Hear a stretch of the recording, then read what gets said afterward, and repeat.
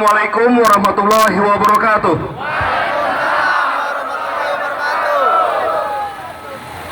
Kurang kedengaran suaranya. Saudaraku sesama muslim,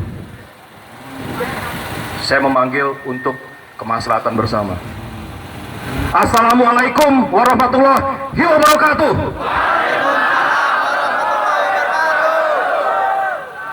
Panggilan muslim. Hidup bekerja. Hidup bekerja. Hidup bekerja. Doktor kandidat Abid Akbar Aziz Pawalang, sarjana pendidikan, sarjana hukum, magister hukum, bicara di sini. Indonesia mengenal KPK sebagai salah satu institusi independen yang tidak dapat diintimidasi oleh apapun. Itu cita-cita luhur bangsa Indonesia. KPK didirikan dengan cita-cita luhur tersebut untuk memberantas korupsi yang ada di bumi Indonesia. KPK dipilih oleh Presiden dan DPR, saudaraku sekalian. KPK dipilih oleh Presiden dan DPR.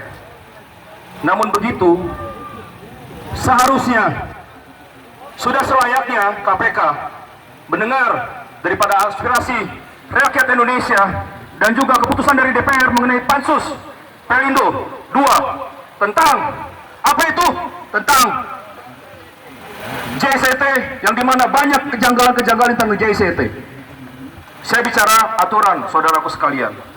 The founding father kita, Bung Karno, mengatakan bahwasanya, pendiri bangsa ini mengatakan bahwasanya Indonesia wajib mengelola seluruh aspek kekayaan Indonesia,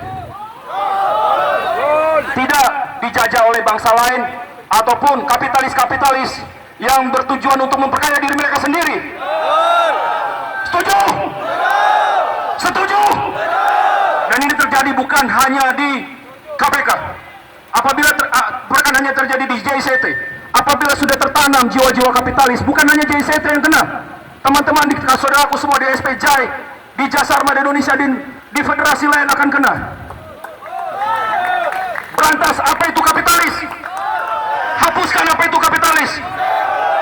Setuju? Saya akan bicara lagi. Di sini, kalau kita bicara bahasa hukum, ada namanya lex superioritas, legi inferiori. Hukum tertinggi mengalahkan hukum terendah. Betul?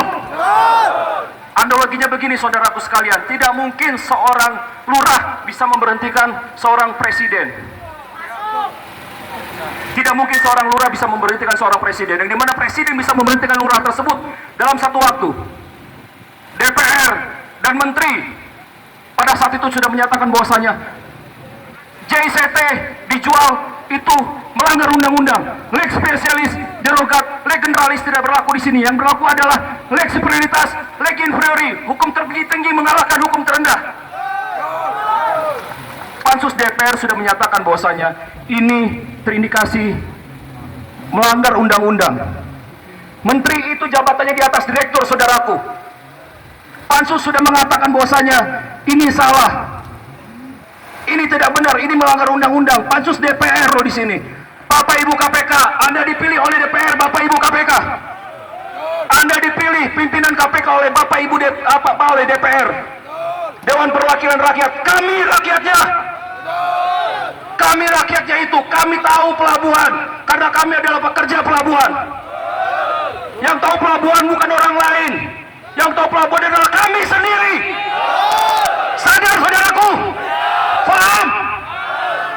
Kami yang tahu pelabuhan. Jadi jangan hanya dengar-dengar daripada yang lain-lain, pembisik-pembisik yang lain. Bapak Ibu dipilih oleh DPR. DPR sudah menyatakan bahwa ini adalah salah, melanggar undang-undang. Jangan diteruskan. Menteri mengatakan pun demikian. Dua menteri, BUMN dan Perhubungan, mengatakan begitu. Kenapa masih terjadi pelanggaran ini? Satu hal lagi, di insan pekerja pelabuhan, di JAI dan dimanapun masih berlaku sistem outsourcing. Saya akan buka aturan outsourcing. Setuju? Jangan ada yang tidak dengar. Kalau tidak dengar, Anda adalah rugi. Apalagi Anda masih di outsourcing. Ya. Kembali lagi saya buka aspek hukum, lex prioritas leg inferiori.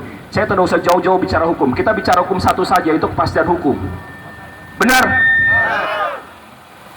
Undang-Undang 1945 mengatakan bahwasanya semua aspek negara adalah milik negara. Namun begitu, banyak sekali yang mereka mengatakan bahwa outsourcing. Saya buka di sini outsourcing. Kalau mereka mau bicara undang-undang, berdiri dengan saya, kita ngomong undang-undang. Demi kemaslahatan kita semua, pekerja pelabuhan, setuju? Mereka selama ini melanggar undang-undang, mereka menabrak undang-undang. Terlalu sering kita ditabrak oleh aturan-aturan yang mereka buat, seakan-akan pelanggaran undang-undang itu adalah sah. Mereka mengatasnamakan kebijakan. Kebijakan bukanlah aturan. Kebijakan adalah tidak bisa bertumuran dengan aturan. Apalagi Undang-Undang Dasar 1945. Outsourcing banyak disalahartikan, multitafsir. Lantas jangan dengan pikiran mereka. Fakta itu ada dua, saudaraku. Apa itu? Fakta pendapat dan fakta realita yang ada. Jangan fakta pendapat menurut mereka benar, lalu mereka langsung menganggap apa itu adalah fakta realita yang ada. Belum tentu benar. Benar menurut mereka, belum tentu benar menurut kita. Dan belum tentu benar menurut Undang-Undang 1945 dan Undang-Undang Tenaga Kerja. Betul? Saya ceritakan. Outsourcing hanya bisa dibagi oleh 5 hal. Kemarin saya sudah ceritakan itu. Pertama adalah pelayan kebersihan, cleaning service. Yang kedua adalah penyedia makanan bagi buruh atau catering. Yang ketiga adalah security atau satpam. Yang keempat adalah penunjang atau di pertambangan dan perminyakan, itu outsourcing. Dan yang terakhir adalah angkutan penyedia bagi pekerja atau buruh. Apakah saudara semua masuk dalam aspek 5 tersebut? Maka saya pastikan bahwasanya di luar dari 5 tersebut adalah pelanggaran undang-undang. Betul? Yang dilawan bukan saudaraku di federasi. Yang dilawan bukan saudaraku di federasi. Tapi yang mereka lawan adalah aturan negara. Betul? Karena mereka sudah melanggar undang-undang. Saya di sini berdiri atas nama federasi. Saya dari Lampung, saudaraku. Berangkat ke Jakarta untuk sama-sama berjuang.